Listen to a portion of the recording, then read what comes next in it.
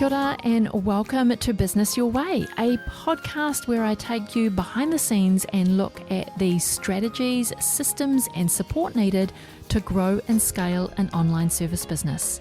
One that not only supports you and your family financially, but one that gives you the freedom to live the life of your dreams. I'm taking the many lessons learnt over the last 2 decades of running my own business and working with hundreds of clients to bring you what's working now conversations. I'm pulling back the curtain to bring you real stories from real people, including myself.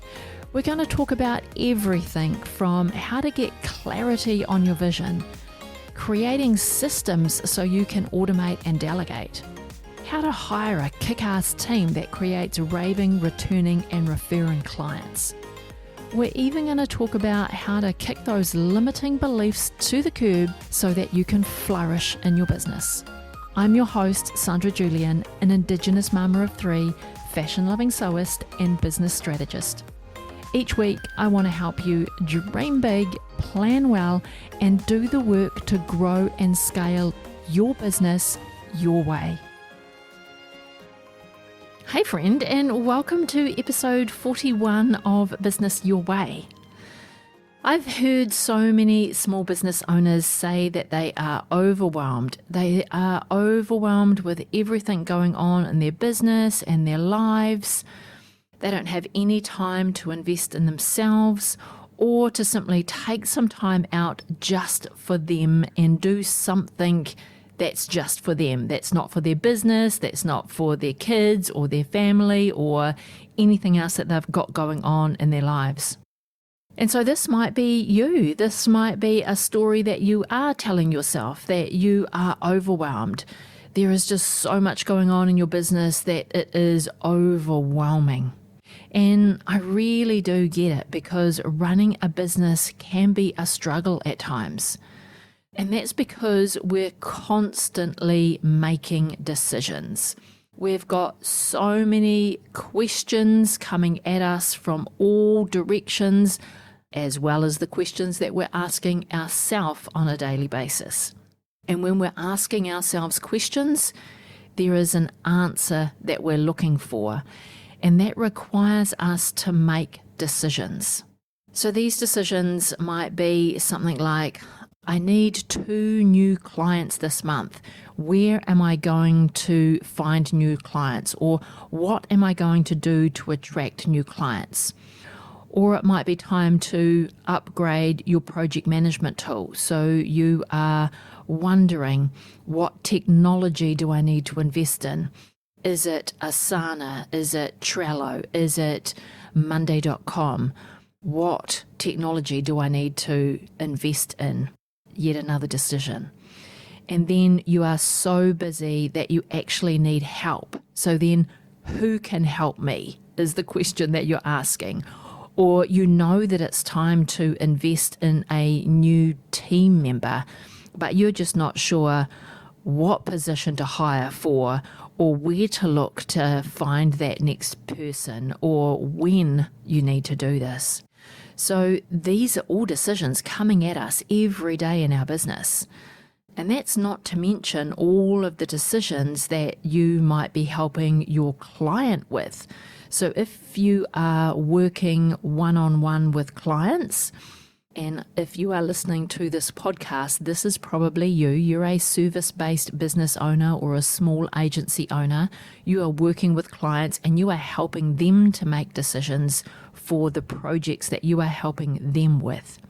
And then on top of that, you've got all of your decisions that you are making outside of your business, like what should I have for dinner tonight? Or what do I take to the barbecue on Saturday night? Or what do I do with my kids in the weekend to keep them occupied?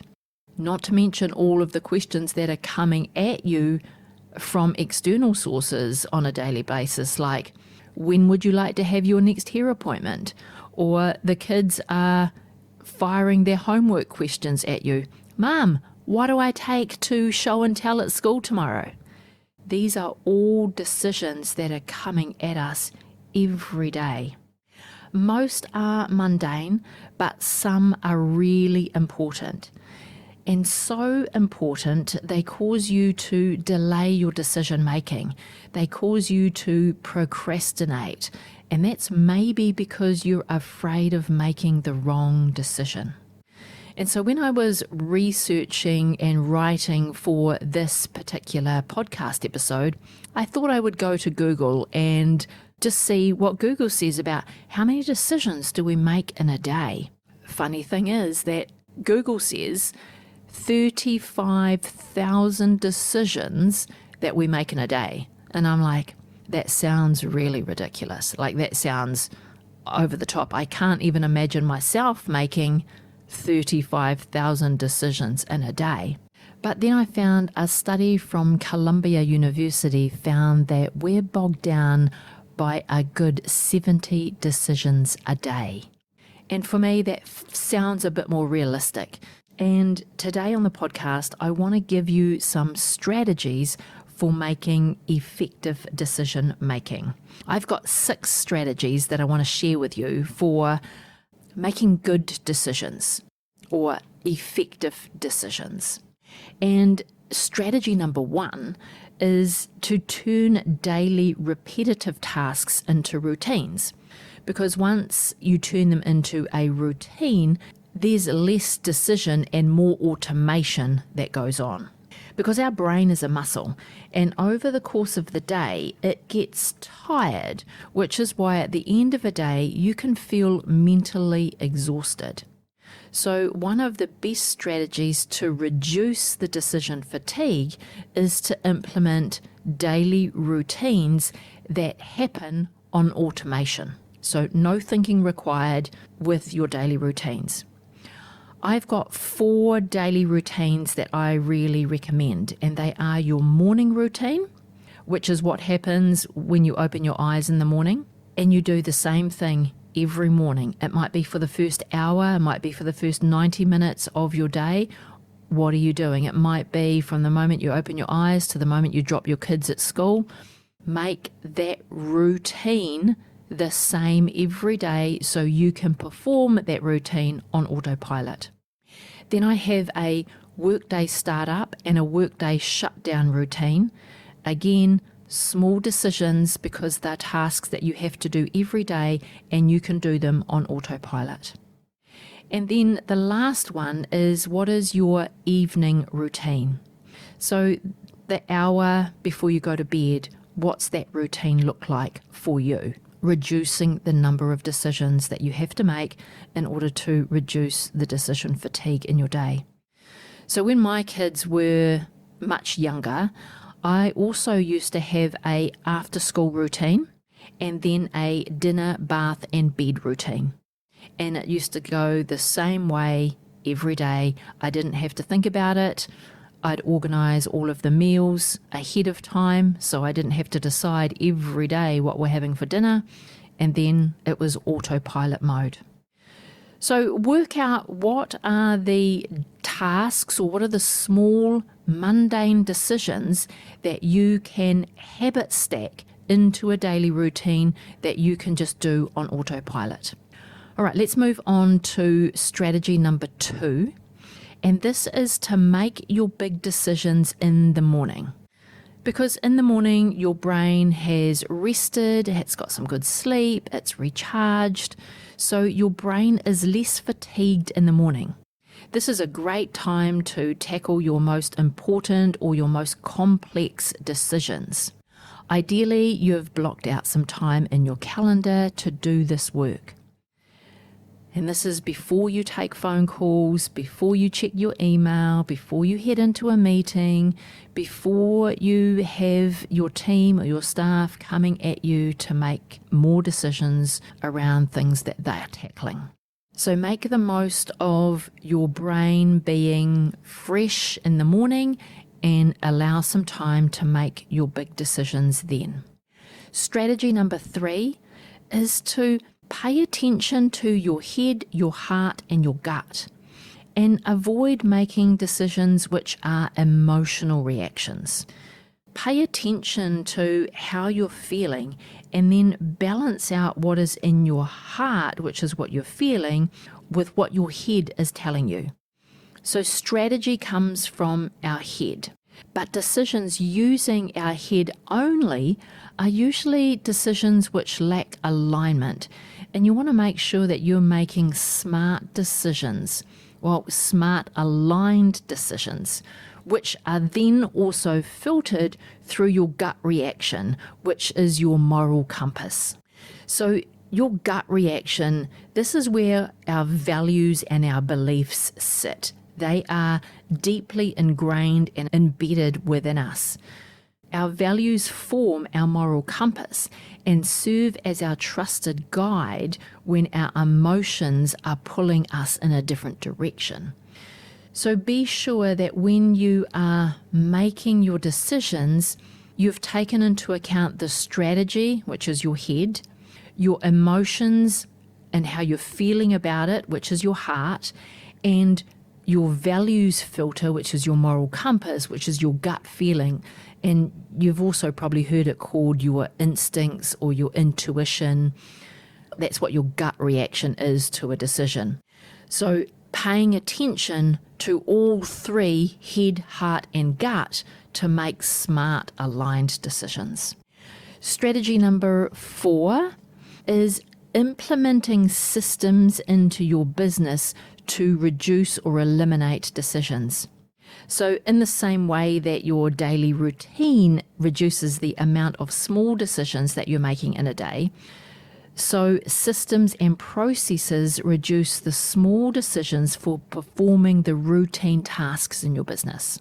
So for instance, if every week you have to upload a blog to your website, then you're going to have a process that you follow to upload the blog to your website. This takes away any of those micro decisions that you have to make when you're thinking about, what do I do next? What do I do next? Do I put my image up next? Do I, format my headings next? When do I publish it? Can I publish it now? Have I put my tags in? All of those decisions can be completely eliminated if you documented your blog upload process.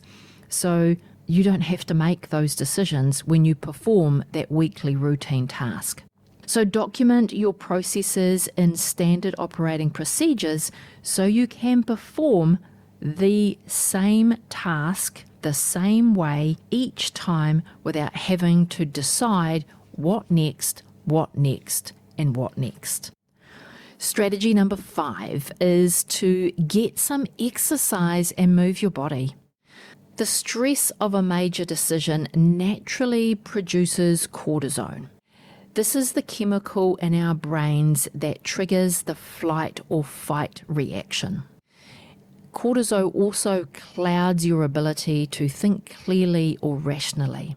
So we move into that more primal flight mode when we have cortisol floating around in our brains caused by stress that we're under when we're looking at, making big decisions. So when you find yourself stressed about, the decision that you have got or the thing that you are working on, which it's a big project and you have to make decisions about it, and you find yourself overwhelmed and stressed about that decision or about the decisions that you need to make, try take a break.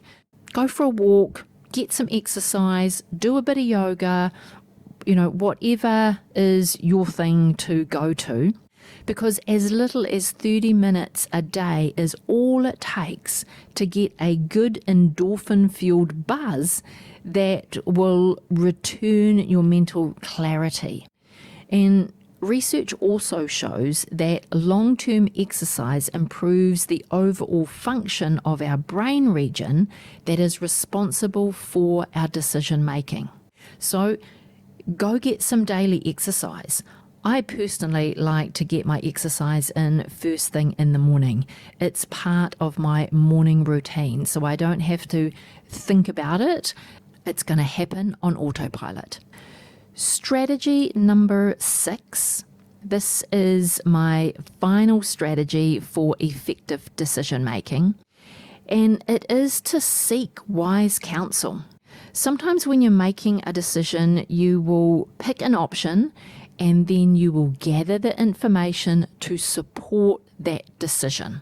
So going back to strategy number 3, we might make a decision in our head because it's a good strategy decision, and then we will gather the evidence that makes us feel good about that decision, and we will go with that decision. Whereas what we should be doing is we should be gathering the information about the problem that we're facing. So around the decision that we need to make, we need to gather the information about all the options available to us, and then we need to choose one of those options as the path forward for making the decision. So a great way to ensure that you are looking objectively is to seek outside options and advice from people who might have a different perspective than you. This is where a business coach is going to be super valuable. So a business coach can help you weigh up your options, help you explore your thoughts and your feelings, and they can also help you spot your subjective or irrational tendencies as you are going through the decision-making process. If you're looking for a business coach to work through your decisions or get clarity on your next big move, then I encourage you to come book a session with me.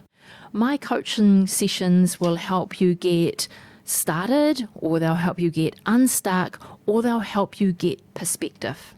Coaching with me is part coaching conversation and part consultation. Because if you're working through your big decisions, you don't just want the coaching conversation, which is all about exploring your own thoughts and exploring your own knowledge in order for you to get decision. But this is where the consultation part comes in, is that I'll share with you my perspective in order to help you shape your own perspective. So my coaching call sessions are part coaching conversation, part consultation, designed to get you on the path to success with confidence. So I will put a link to book a business coaching session with me into the show notes. So if you're interested in talking through something, whether it's a decision you've got to make, maybe you've got questions on scaling your service-based business, maybe you want to grow your team but you're unsure where to start or what next, maybe you need to implement some more effective tech tools into your business but you're confused by all the options and the choice available to you, then I encourage you to book a business coaching session with me. Head to the show notes, grab the link, book yourself in, let's talk. Alrighty, let's recap those strategies, those 6 strategies for effective decision making. So strategy 1 was to turn repetitive daily decisions into routines. So create daily habits, stack your habits to create your routine for the things that you do daily. Strategy number 2 was to make your big decisions in the morning. Strategy 3 was to pay attention to your head, your heart, and your gut to make sure that you are making smart, aligned decisions. Strategy 4 was to implement systems into your business so you can have repeatable, consistent way of carrying out tasks in your business that can eliminate the decision making altogether. Strategy 5 is to get some exercise, move your body, give your brain an endorphin shot so that you can get clarity in your decision making. And strategy number 6 is to seek wise counsel and get a external advice or perspective on your thoughts, your thinking, your choices, your perspective. And again, I encourage you to book a business coaching session with me. It's a 60-minute session, and we will talk through the decision that you need to make, the barriers that are holding you back, the choices that you've put on the table, and the pros and cons, or the do's and don'ts, why or why nots of each of the options that you might be choosing from. Whatever it is, we will help you get to that smart, aligned decision that you need. Now, if this episode was super helpful for you in overcoming that overwhelm and reducing the number of decisions that you have to make in a day so that you can make smart, aligned decisions, then I encourage you to share this with a friend. Point them to this episode at sandrajulian.co/podcast 41. Also, hop over to Instagram. Take a screenshot of wherever you're listening to the podcast and share it over there and tag your friend. Truly, that would help me get the good information that is coming out in this podcast from my guests and from episodes like this that give you clear strategies on what to do. I'd like to get this into the ears of lots more people, and I would really appreciate your help. Before you go today, I wanted to say thank you for being here and listening all the way to the end. All of the links to this week's episode can be found in the show notes, or if you like to read a really good blog, then you can head over to my website at sandrajulian.co/podcast. Now, you've probably realized that running a business is not for the faint-hearted. There are challenges coming at you left, right and centre every day. But I'm here to tell you that challenges are only challenges because you haven't yet found an answer to them. The solution could actually be easier than you may think. But if you're anything like me, you tend to overthink or overanalyze the solution that is right in front of you. So what do you have to do to become the best boss you could possibly be? Well, you could go and take my 2-minute free agency owner persona quiz at sandrajulian.co/quiz. Here you'll find out how you can scale and streamline your business without compromising you and your lifestyle. I can't wait to know what your results are. So once you've done the quiz, why don't you take a screenshot, jump over to Instagram, share it on your stories, and don't forget to tag me. I'm at sandrajulian.co. If you've enjoyed today's episode, make sure that you hit the subscribe button to get notified of the new episodes as soon as they're released. And if you listen on Spotify or the Apple Podcast app, then I'd really appreciate if you could rate the show and perhaps leave a quick review if you are on the Apple app. Those 5 stars would mean the world to me, and it would help get this show in the ears of more online service business owners. Alrighty, my friend, have the most productive week, and I will talk to you again real soon.